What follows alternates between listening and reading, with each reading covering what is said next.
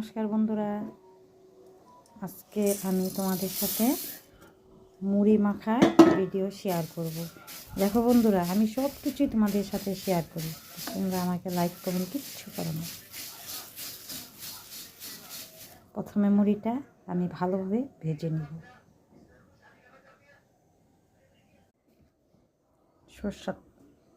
সরষের তেল,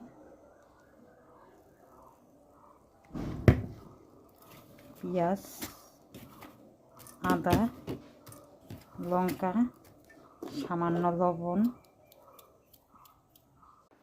নিমকি দিয়ে ভালোভাবে মেখে নেব।